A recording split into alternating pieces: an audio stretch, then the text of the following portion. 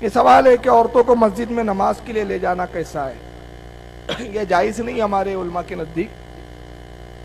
رسول اللہ کے زمانے میں عورتیں پہلے آتی تھی، اس لیے کہ اسلام اس وقت قلیل تعداد میں تھا، کم تعداد میں تھا، اور جب صحابہ کے زمانے میں، خصوصاً حضرت عمر کے زمانے میں جب مسلمانوں کی تعداد بہت بڑھ گئی تو اس وقت منافقین کا طبقہ بھی ایک زیادہ تھا، تو عورتوں کے لیے کچھ معاملات ہوئے۔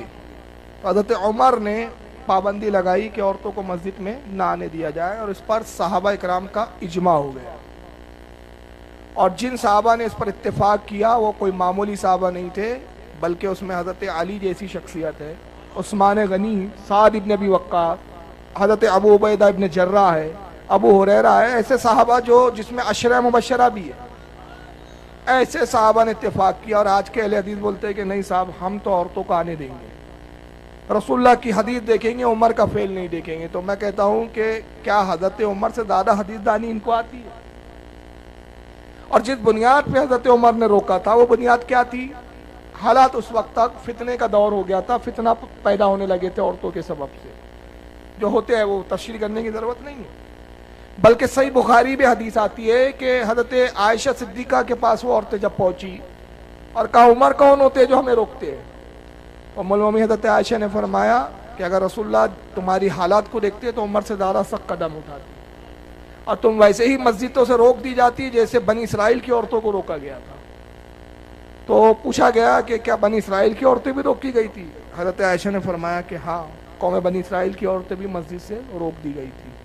اب دیکھیے، میں ایک سوال کرتا ہوں، آپ جواب دیں، اسی میں جواب واضح ہو جائے گا۔ حضرت عمر کے زمانے میں عورتوں کے جن حالات کو دیکھ کر پابندی لگائی گئی تھی، بتائیے اس وقت زیادہ نیک عورتیں تھیں کہ اس زمانے میں عورتیں زیادہ نیک ہیں؟ بولیے۔ تو آج تو ایسا ماحول نہیں ہے، اور اگر تم ایسا ماحول رکھو گے تو نتیجہ کیا ہوگا؟ میں ایک جھلک دکھا دیتا ہوں آپ کو کہ جب وہابیوں نے اپنی عورتوں کو مسجد میں بلایا تو امریکہ میں ایک عورت کھڑی ہوئی، اس نے کہا کہ جب عورت مسجد میں آ سکتی ہے تو اگر اس کو نماز پڑھانا آتا ہو تو نماز کیوں نہیں پڑھا سکتی؟ تو چنانچہ اس نے نماز پڑھائی۔ اب آئیے ذرا نماز دیکھیے کیسے پڑھا رہی ہے وہ۔ Yard prayer is here today as well. She does the traditional call to prayer, something else that women don't normally do. Bismillahirrahmanirrahim. Then the moment that'll go down in history.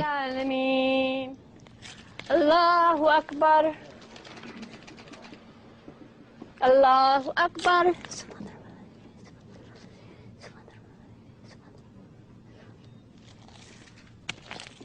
Allahu Akbar.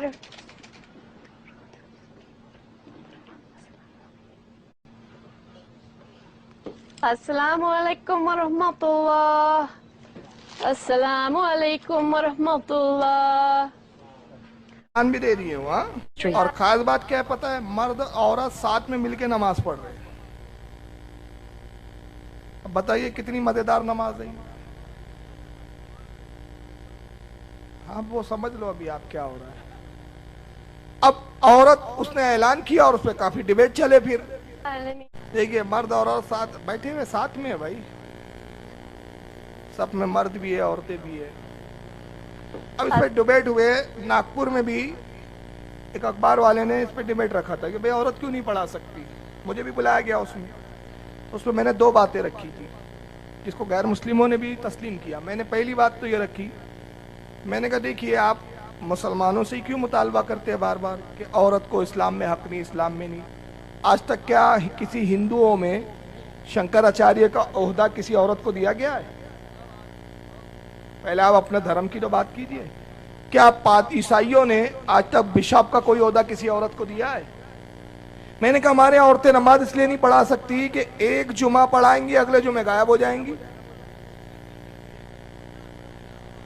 سمجھ گئے نا؟ اب جماعت پریشان، امام صاحب آئے نہیں، تو جو چھپی بھی چیز تھی سب کو معلوم، اور پھر مسجدوں میں کمپٹیشن ہو جائیں گا، سب بولیں گے ادھر کے امام بڑا ایک نمبر مال ہے، ادھر ہی چلتے۔ تو ٹرسٹ پریشان، بولیں گے یار اپنی مسجد میں، ہاں ہماری مسجد میں یار امام जमात कम हो गई है। क्यों कम हुई? अरे यार उधर का इमाम 1 नंबर का, तो बोलेंगे अपने को भी एक अच्छा वाला लाना पड़ता है। तो सारे नौजवान फिर इधर, तो ये दीन का मजाक बन जाएगा।